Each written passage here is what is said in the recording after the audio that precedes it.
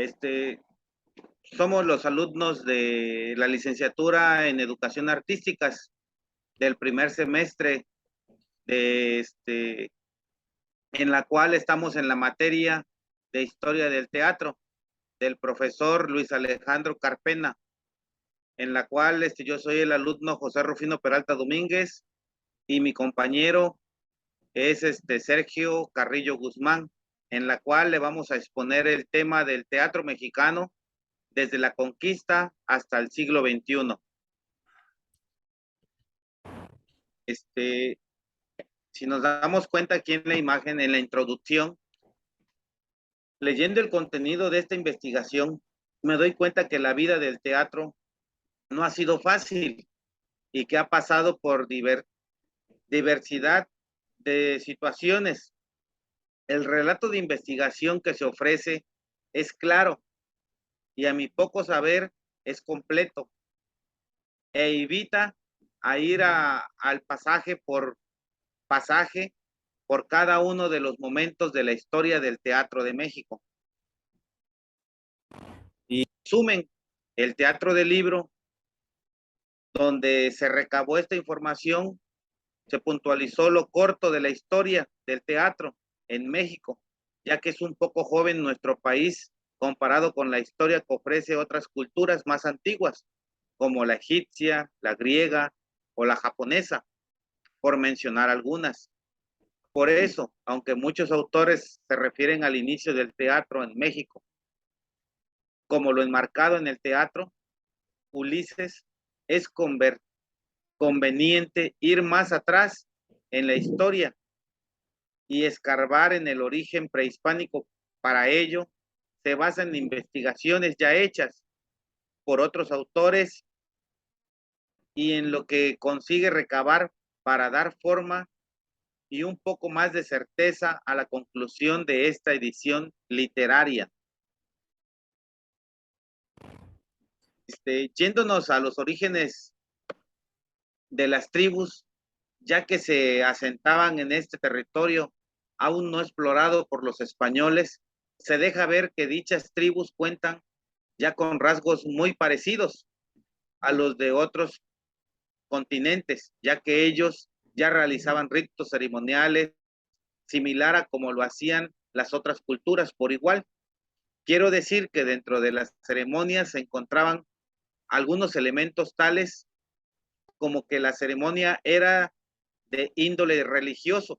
Contaba como principal personaje a un chamán, que era el que presidía dicha ceremonia. Se ponían de manifiesto ciertos ritos, danzas, cantos, instrumentos rudimentarios, con el cual forzaban su música de sonido muy particular y generalmente estas ceremonias estaban ligadas también a aspectos de índole agrícola, de caza, de pesca, o para pedir a un dios en específico, porque les fuera favorable a toda la tribu. En algunas tribus, el culmen de la representación terminaba o encontraba el clímax con el sacrificio, ya sea de un animal o de un humano. Si nos damos cuenta en la imagen, nos indica, ¿no? La total evasión de un mundo indígena fue el signo característico de la dramaturgia, ¿sí? En, en esta diapositiva, estas tribus se incorporaban a sus ritos un elemento zoomorfista, que era que las personas adquirían o representaban a un animal tomando para ello su piel o algunos otros elementos del cuerpo del animal que se quería encarnar en algunas otras. Solo era el que pintaba sus rostros y gran parte del cuerpo con algún pigmento. Esto último especialmente se dio en el que se denomina el teatro náhuatl. También este último, el que se fue dando un desarrollo, ya que pasaba por algunas etapas. El autor destaca 4 etapas, que parte de las más antiguas razas cantos y representaciones que iban enfocadas específicamente o determinado dios o dioses y que tenían que ver con fechas dentro de un ciclo anual. En, en otros se incorporan ya otras representaciones cómicas dadas por criterios prestidigidores, junglares o prestigidores. En otros se hacen presentes los relatos de mitos y leyendas náhuatl. Y ya cerca de la conquista, los indicios de lo que sería los primeros intentos de comedias, dramas, que normalmente iban relacionados con aspectos sociales y de familia. Puntualizó el autor que algo de lo que buscaban en sus intérpretes es que el espíritu sanaba, ya sea viendo o escuchando o participando sobre todo en las ceremonias religiosas. Con la llegada de los españoles a tierras de este continente, primero vino una era de reconocimiento para ver que de maneras llevaban a cabo sus rituales los nativos de estas tierras, y a los pocos años prohibieron todo rito pagano, y con el cambio de la lengua y el adoctrinamiento de la nueva religión, también con ello el teatro, que venía muy fuertemente influenciado y marcado con índole religioso, formó parte de dicho adoctrinamiento con aspecto y rasgos cristianos, que al igual que en Europa, el héroe y el personaje principal era Cristo.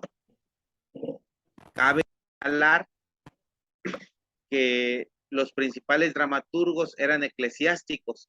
De ahí se acentuó el teatro virreinal, en el cual los dramaturgos continuaban demasiado que los diálogos fuesen adecuados y apegados a la nueva doctrina, buscando no ofender al clero, que marcaba ya una profunda influencia en la sociedad de gran parte del mundo.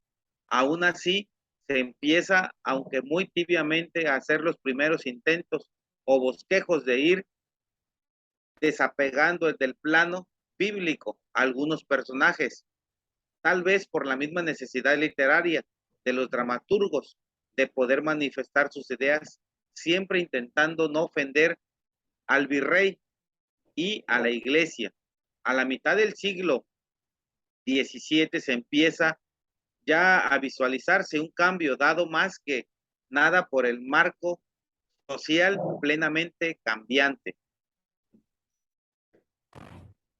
En el siglo XVIII el teatro es nutrido especialmente por dramaturgos y actores extranjeros, y esto es por culpa de las compañías que se interesaban por lo que los dramaturgos y los actores locales pudieran ofrecer. Esto vino un poco a cambiar la segunda mitad de este siglo con la incorporación del teatro aristocrático o criollo, y es ahí donde se intenta también tibiamente ir a temas un poco más profanos. En este tiempo la influencia española y francesa imperaban en los teatros. A los pocos años el teatro se renueva y se ven representaciones de personajes tales como el Catrín, la dama, el pelado, el boticario, surgiendo así en México la figura del actor representativo, tocando géneros como la poesía, la narrativa, el ensayo, entre otros, marcando así un nuevo camino teatral en México, marcando un acentuado nacionalismo.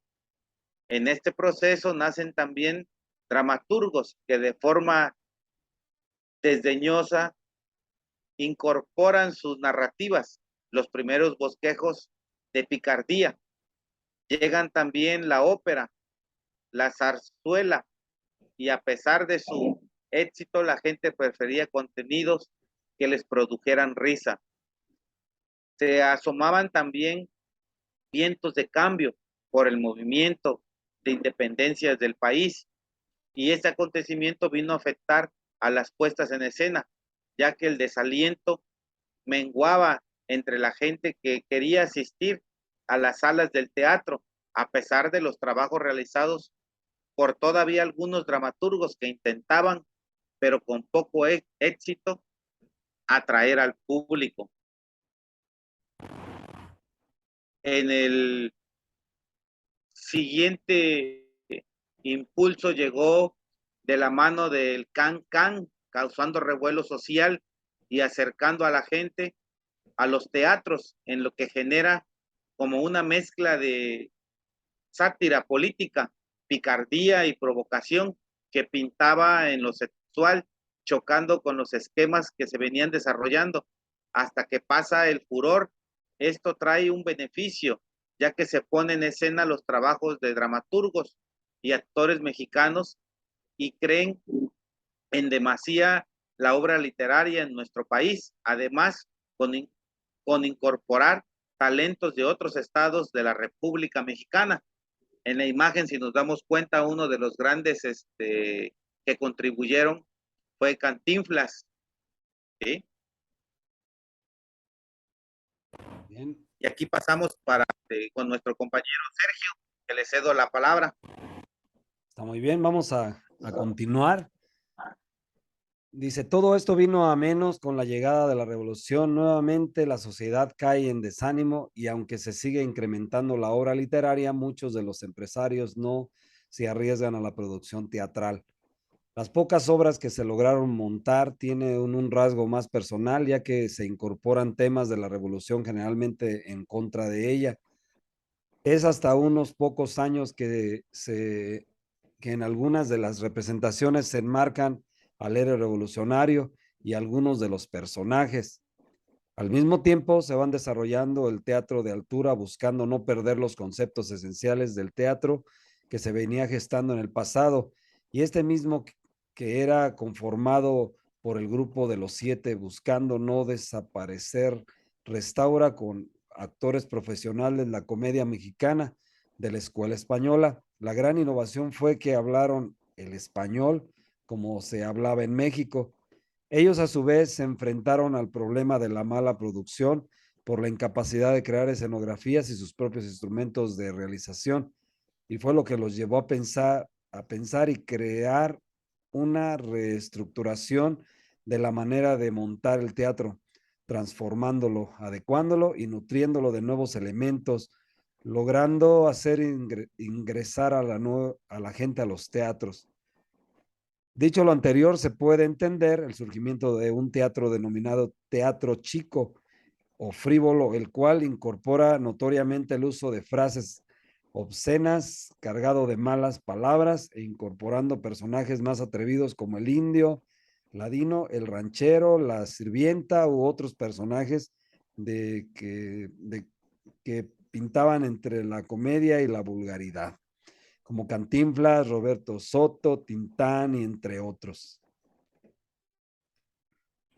Pasamos a la siguiente.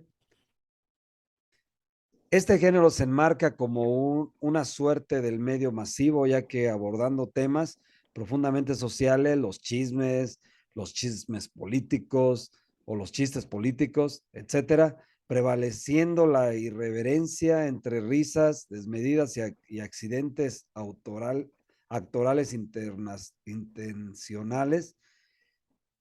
Dice, en la contraparte del teatro Ulises luchaba por sostener el teatro que con un corte más apegado al arte, nutrido generalmente con nuevos talentos, tanto literarios como actores con muy poca suerte. El teatro popular tenía demasiado apego para la sociedad de este tiempo, pero entre estas dos corrientes se sientan las bases y la fisonomía que habría de adquirir nuestro país en los años siguientes en el marco escénico, ya que por un lado se buscaba que el público que es para la que vive el teatro ingresara a los teatros y a su vez llenar los teatros. Se encontró estratégicamente o vivazmente con el entorno social una forma de atraerlos y por otro lado se busca que los fundamentos esenciales con los que contaba el teatro no se perdieran desde un lado más conservador. Este último sentando las bases de lo que sería el teatro contemporáneo y a mi todavía poco entendimiento, en estas dos corrientes se sientan las bases de la transformación de lo que sería el nuevo teatro mexicano. Lo que sigue, eso. Al mismo tiempo, al grupo de contemporáneos se le atribuyen hechos como que tuvo mucho que ver con la creación de la televisión mexicana y se habla de que González Camarena parte con ayuda, parte con ayuda de Miguel Alemán a Inglaterra a aprender acerca de la televisión y que ellos fueron también en su tiempo actores presentándose en la casa de María Antonieta Rivas Mercado y que entre otras muchas aportaciones del grupo de contemporáneos, esta publicación de revistas en común, entre ellas destaca la revista que recibirá el nombre de Contemporáneos. Generalmente lo que ellos realizaban era contrapunteándose con la cultura general de México, ondeaban los años 40. Otra de las aportaciones de este grupo fue que crearon la crítica teatral, dieron orientación, crearon el teatro experimental, definieron las formas de dramática escénica, etcétera. En general fue una época de experimentación y qué mejor que ellos para esta enmienda, ya que conocían las normas, los riesgos de la escena, elaboraron repertorios literarios y definieron un estilo de actuación. Nuevamente el teatro sufre un revés con la llegada y el empuje de la cinematografía y con esto la disolución de la secta herética. El teatro vuelve a tambalearse desde lo más profundo de su estructura, aunque los dramaturgos fieles a los ideales del teatro siguen ofreciendo propuestas, ofreciendo un rico y renovado repertorio literario. ¿A qué sigue, compañero? En esta investigación, en los apartados siguientes se citan autores, obras con diferentes rasgos y propuestas, que no es más que la consecución de las bases ya sentadas y de entre autores y citas llamadas de atención lo que escribe el relator de esta investigación. La mayoría cayó ante el empuje de las nuevas promociones de dramaturgos, iconoclastas o víctimas de experiencias entre empresarios y se habla de una nueva caída del teatro en México a pesar de los logros y aún con toda la problemática de la puesta en escena, se transforma en el teatro mexicano, no aceptando volver al costumbrismo y a viejas propuestas.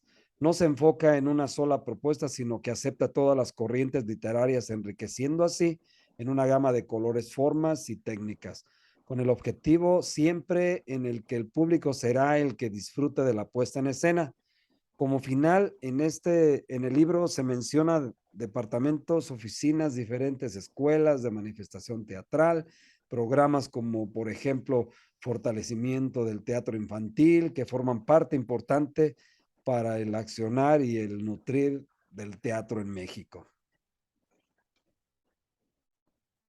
Como cierre, es interesante cómo la historia va formando parte del accionar de una sociedad y que en todas las ramas se presentan cambios y que muchos de ellos van muy de la mano con lo que la sociedad va demandando y esta transformación te lleva a otra nueva transformación.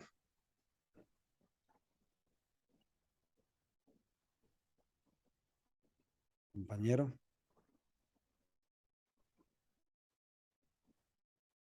Rufino. Rufino. Sí, Se terminó, ¿verdad? sí, ya se Ah, terminó. oh, bien. Pues con esto estamos dando fin también a este tema del teatro mexicano, en el cual nos plasma y nos invita a seguir investigando sobre cómo fue el surgimiento del teatro en México, ¿no? Cómo se ha formado y cómo los artistas, los actores que han sido involucrados en lo que es el teatro. Entonces, pues nos deja un gran aprendizaje lo que es el conocer parte de nuestra cultura en lo que es el teatro, más que nada, Sergio.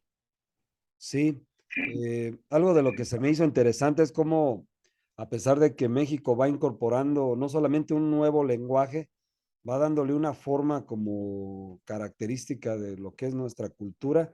Y de por sí suena curioso cómo, a pesar de que pues, cada uno de los estados, de los pueblos de México son tan diversos y cada uno de ellos también ha ido incorporando pues sus propios rasgos, como un ejemplo en Nayarit, en Monterrey, en Sonora, en Sinaloa, pues en todas las partes, en Guanajuato, allá en Veracruz, no se diga, ¿verdad?